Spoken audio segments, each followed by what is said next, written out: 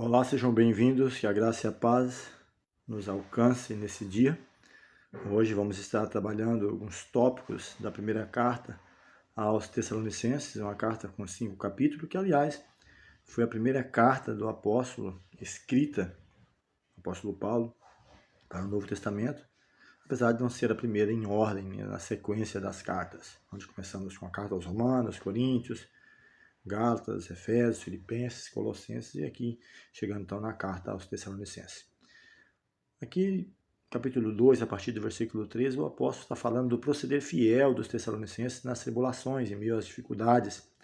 Ele diz: tanto é assim, irmãos, que vos tornastes imitadores das igrejas de Deus existentes na Judéia, em Cristo Jesus, porque também padeceste da parte de vossos patrícios ou dos vossos irmãos, as mesmas coisas que eles, ou seja, que os crentes da Judéia também sofreram por parte dos judeus. Por sua vez, sofreram, que eles também, por sua vez, sofreram dos judeus, Antecipei a fala do verso. Os quais não somente mataram o Senhor Jesus e os profetas, como também nos perseguiram e não agradam a Deus. Então, contextualizando da época, o contexto da época, falando da igreja, as perseguições que sofreram dos próprios judeus, e também aqui os Tessalonicenses sofrendo as mesmas dificuldades. E são adversários de todos os homens, a ponto de nos impedirem de falar aos gentios, para que estes sejam salvos, a fim de irem enchendo sempre a medida de seus pecados. A ira, porém, sobreveio contra eles definitivamente. E se nós analisarmos, eu até tenho uma mensagem falando sobre isso, do tempo reservado ao povo de Israel como nação.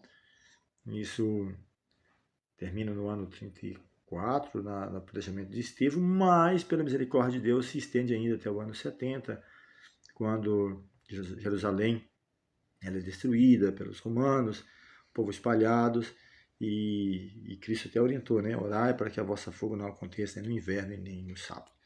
Passando assim, então, desde sempre, foi propósito de Deus salvar a todos, mas Israel agora não como nação é representante de Deus, mas isso agora a igreja cristã primitiva, e assim em cada geração Deus tem aqueles que são seus representantes. O capítulo 4 ele fala sobre a exortação à prática da santidade. Ele diz: finalmente, irmãos, nós vos rogamos e exortamos no Senhor Jesus, que como de nós recebestes, quanto à maneira porque deveis viver e agradar a Deus, e efetivamente estáis fazendo, continueis progredindo cada vez mais. Pois esta é a vontade de Deus, a vossa santificação, ou a minha, a sua santificação. Sem a santificação, ninguém poderá ver o Senhor. Que vos abstenhais da prostituição, que cada um de vós saiba possuir o próprio corpo em santificação e honra. Então, olha que conselho, Nosso corpo é o templo do Espírito Santo de Deus, onde Deus e Cristo quer fazer morada em nós, em espírito. Porquanto, verso 7, ele diz, Deus não nos chamou para a impureza, e sim para a santificação. Dessa arte, quem rejeita essas coisas não rejeita o homem, e sim a Deus, que também vos dá seu Santo Espírito. Então, foi o que eu mencionei, Nosso corpo é o templo do Espírito Santo de Deus. Entrando aqui, já para parte final, ele traz outros conselhos, falando sobre ser diligentes ou diligenciardes no viver tranquilo, cuidar do que é vosso e trabalhar com as próprias mãos. Paulo dá exemplo disso, como vos ordenamos, de modo que vos porteis como dignidade para com os de fora e de nada venhais precisar. Então é digno isso, o trabalho, nos mantermos com o nosso trabalho. E ele agora entra num ponto que era a dúvida deles, ele tira essas dúvidas com respeito à vinda de Jesus, com respeito ao estado dos mortos, e Paulo escreve: não queremos, porém, irmãos, que sejais ignorantes com respeito aos que dormem, para não vos entristecerdes como os demais que não têm esperança. Então percebe que ele não está dizendo para que eles não se entristeçam, não é isso, Nós vivemos num mundo em que passamos por tribulações, por problemas, por tristeza, mas ele diz: não quero que seja ignorante com respeito aos que dormem, para não entristecer como os demais que não têm esperança. Pois se cremos que Jesus morreu e ressuscitou, assim também Deus, mediante Jesus, trará em sua companhia os que dormem. Então a morte não é um fim em si mesmo, porque Paulo está aqui mostrando que a ressurreição é a esperança. Cristo, na sua segunda vinda, trará a vida, né, àqueles que morreram em Cristo. Ora, ele diz ainda, vos declaramos por palavra do Senhor isto, nós, os vivos, os que ficarmos até a vinda do Senhor, ou seja, aqueles que estiverem vivos para a vinda de Jesus, ele diz, os que ficarem vivos para a vinda do Senhor, de modo algum precederemos, não vamos subir primeiro aos que dormem, não é isso. Porquanto o mesmo Senhor, e aí ele fala no verso 16, o mesmo Senhor, dada a sua palavra de ordem, ouvida a voz do arcanjo, ressoada a trombeta de Deus, descerá dos céus, e os mortos em Cristo ressuscitarão. Primeiro, ou seja, todos aqueles que morreram em Cristo, desde Abel até a última pessoa a morrer antes da volta de Jesus, vão ressuscitar primeiro na segunda vinda de Jesus. Aí ele diz, verso 17, complementando, depois nós, os vivos, os que ficarmos, então aqueles que estiverem vivos, seremos arrebatados juntamente com eles entre nuvens para o encontro do Senhor nos ares, e assim estaremos para sempre com o Senhor.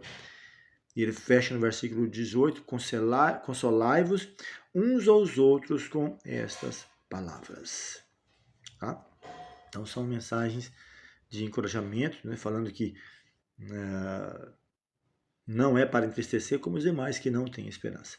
A vinda do Senhor é certa e ele diz ainda repentina, pois vós mesmos estáis cientes ou inteiramente esclarecidos sobre isso com precisão de que o dia do Senhor vem como ladrão de noite.